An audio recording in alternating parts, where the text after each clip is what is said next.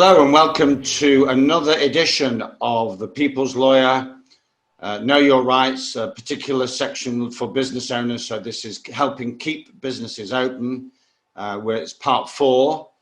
So the question today is, how do you prevent or stop being arrested?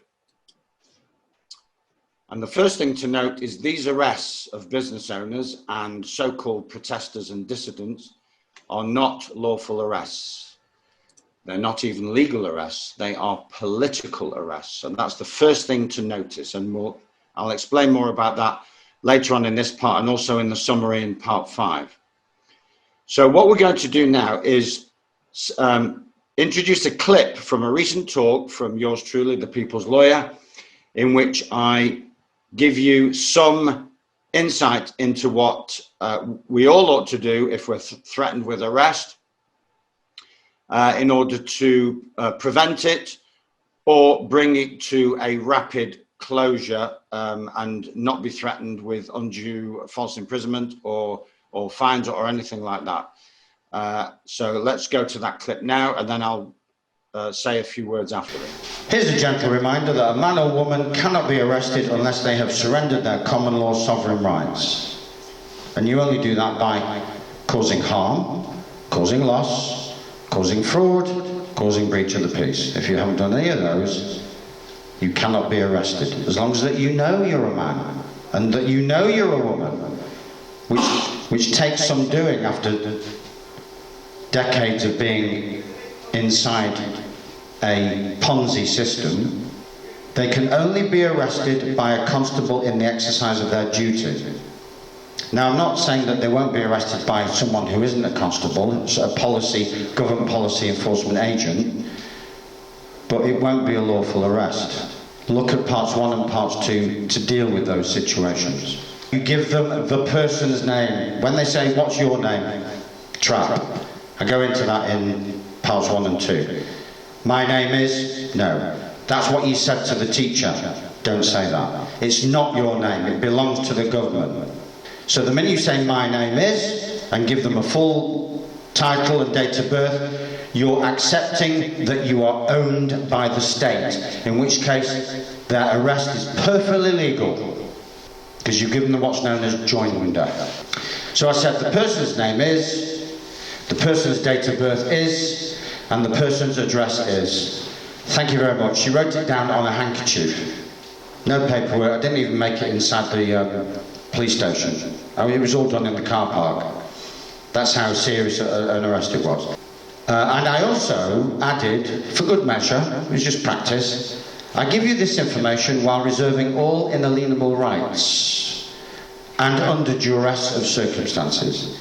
And they knew that they wouldn't do anything, because they couldn't do anything with the information anyway, because they weren't. This was not a formal arrest, no handcuffs, nothing. It was just PR work. As you can see, there are techniques to prevent arrest, because that all they want is the name. They're doing an audit of who is saying things contrary to the mainstream government narrative. That's all they're doing. It's a head count. It's a numbers count. And if, for some reason, you still end up in a police cell, then bear in mind that if you maintain your integrity, your peacefulness, your calm and tranquility, some people have maintained total radio silence in the police cell for 23 hours. I think that's the record that I know of.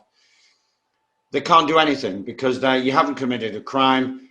They're just adopting bullying tactics for various governmental and globalist purposes. Can't go into that now, but I think you know what I mean, those of you who watch this kind of clip. Just bear in mind that if you are prepared to tough it out in a police cell, that the compensation for false imprisonment, well, let me just say that being taken without lawful cause is kidnap. And kidnap will have its own compensation, and being detained without lawful excuse or lawful cause, no evidence that you committed a crime, is false imprisonment, and that also attracts compensation at the official rate, according to a former police officer, of £3,000 an hour. So you could even use this as a get-rich-quick scheme if you are tough enough to stay in a police cell for. I've done 16 hours myself. This was pre-COVID. This was something else, equally fictitious, and I could prosecute for something like 50 or 60,000 pounds. But I'm too busy being the people's lawyer right now. So, kidnap, unlawful kidnap, false arrest, false imprisonment. If you are a vulnerable adult, then someone recently charged the police, the constabulary, £1,000 per minute. So if you put all this into your fee schedule and hand it to the duty sergeant, it may, again, that could backfire, because it means that they release you straight away and you only get a couple of thousand instead of 40 or 50 or 60,000. So remember, this is all the game. To play them at their own game, you have to know what it's going to cost them, and above all, remain peaceful and know that you have rights and that they're trampling on them unlawfully, and it will cost them. So stay tuned for the next part, in which we will summarize everything, piece it all together, and give you a very timely reminder of the bigger picture, what really is going on behind the scenes.